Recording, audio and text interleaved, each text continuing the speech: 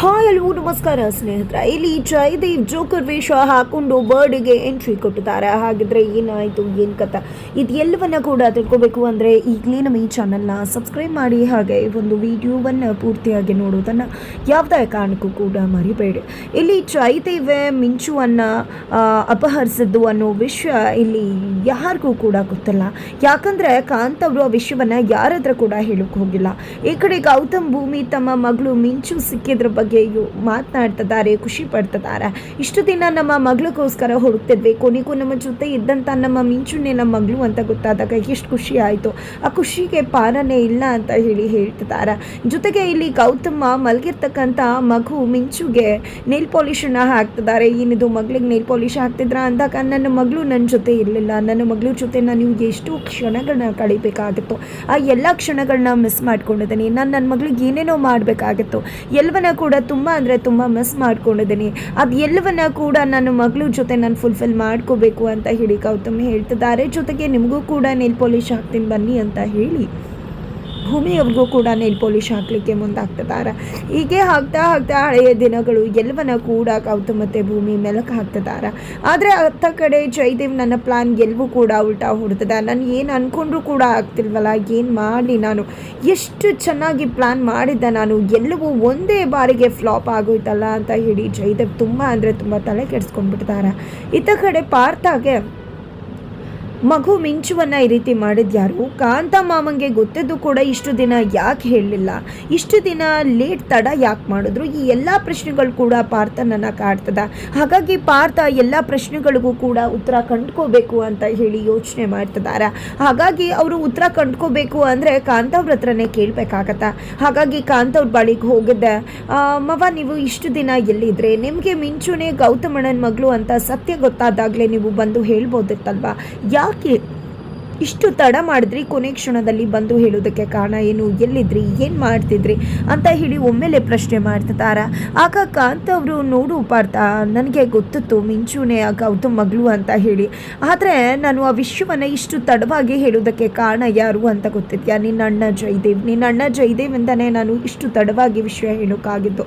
ಯಾಕಂದರೆ ಮಿಂಚುನೇ ಅವರ ಮಗಳು ಅಂತ ಗೊತ್ತಾದಾಗ ನಾನು ಗೌತಮ್ಗೆ ಎಷ್ಟು ಬಾರಿ ಕಾಲ್ ಮಾಡಿದೆ ಗೊತ್ತಾ, ಆದರೆ ಗೌತಮ್ ಕಾಲ್ ಪಿಕ್ ಮಾಡಲಿಲ್ಲ. ಆ ನಂತರ ನಿಮ್ಮ ಅಣ್ಣ ಆಯ್ತಾನಲ್ವಾ, ಅವ್ನು ನನ್ನ ಒಂದು ಕಡೆ ಬಂಧಿಸ್ಬಿಟ್ಟ, ನನ್ನ ಆಚೆ ಹೋಗೋಕ್ಕೂ ಬಿಡ್ತಾ ಇರಲಿಲ್ಲ, ಕೈಕಾಲು ಕಟ್ಟ ಹಾಕಿದ್ದ, ನಿಜಕ್ಕೂ ಊಟ ನೀರು ಏನನ್ನ ಕೂಡ ಕೊಡ್ತಿರ್ಲಿಲ್ಲ. ನಾನು ಇಷ್ಟು ದಿನಗಳ ಕಾಲ ಎಂಥ ಪಾಡ್ಪಟ್ಟಿದ್ದೀನಿ ಗೊತ್ತಾ, ನಿಜಕ್ಕೂ ಅದನ್ನು ನೆನೆಸ್ಕೊಳ್ಳೋಕ್ಕೂ ಆಗೋದಿಲ್ಲ, ಅಂಥ ಕಷ್ಟ ಅನುಭವಿಸಿದೆ ನಾನು.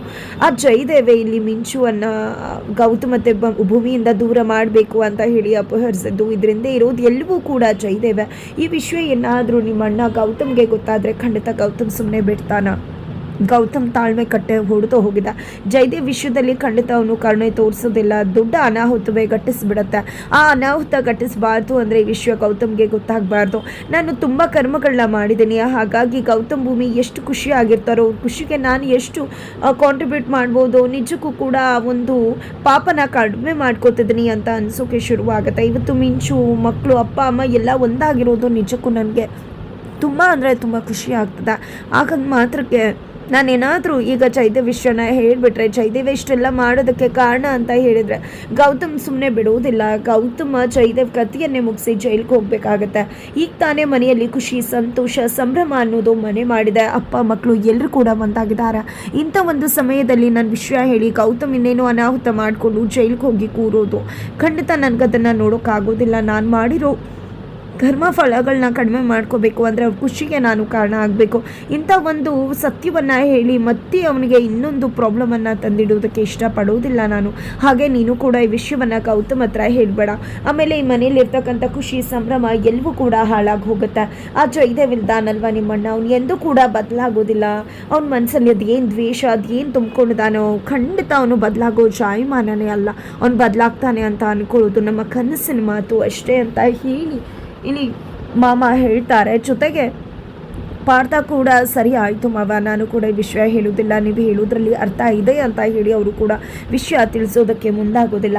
ತದನಂತರ ಆಯ್ತ ಕಡೆ ಶಕುಂತಲಾ ಅವರ ಬಳಿ ಬಂದಂಥ ಕಾಂತ್ ಅವರು ಶಕುಂತಲಾ ಹತ್ರ ಕೂಡ ನಡೆದಿದ್ದ ಎಲ್ಲ ವಿಷಯವನ್ನು ಕೂಡ ಹೇಳ್ತಾರೆ. ಇಷ್ಟು ದಿನ ಈ ಮನೇಲಿ ಏನೇನಾಯಿತು ಎಲ್ಲದಕ್ಕೂ ಕೂಡ ಜಯದೇವ್ ಕಾರಣ ಅಂತ ಹೇಳಿದಾಗ, ಇಲ್ಲ ಮೊದಲು ಅವನಿಗೆ ಸರಿಯಾಗಿ ಗ್ರಾಚಾರ ಬಿಡಿಸಲೇಬೇಕು, ಅವನ ನಿಜ ಮುಖ ಏನು ಅನ್ನೋದನ್ನು ಗೌತಮ್ ಮುಂದೆ ತೆರೆದಿಡಬೇಕು, ಇಲ್ಲ ಅಂದರೆ ಖಂಡಿತ ಎಲ್ಲವೂ ಕೂಡ ಹಾಳಾಗ್ಬಿಡುತ್ತೆ. ಇಷ್ಟೆಲ್ಲ ಮಾಡಿದಾನಲ್ವ ಅವನು, ಅವ್ನಿಗೇನು ಬದಲಾಗಬೇಕು ಅಂತಾನೆ ಅನಿಸೋದಿಲ್ವ? ಏನೇ ಮಾಡಿದ್ರೂ ಕೂಡ ಅವನು ಬದಲಾಗೋದೇ ಇಲ್ವಲ್ಲ ಅಂತ ಹೇಳಿ ಶಕುಂತಲ ಅವರು ಹೇಳಿದಾಗ, ಬಿಡು ಶಕುಂತಲ, ಖಂಡಿತ ಕಾಲ ಅನ್ನೋದು ಎಲ್ಲವನ್ನ ಕೂಡ ತಿದ್ದುತ್ತೆ. ಕಾಲಾಯ ತಸ್ಮೈ ನಮಃ ಅಂತಾರಲ್ವ, ಹಾಗೆ ಅವನಿಗೆ ಕಾಲವೇ ಬುದ್ಧಿ ಕಲಿಸುತ್ತೆ.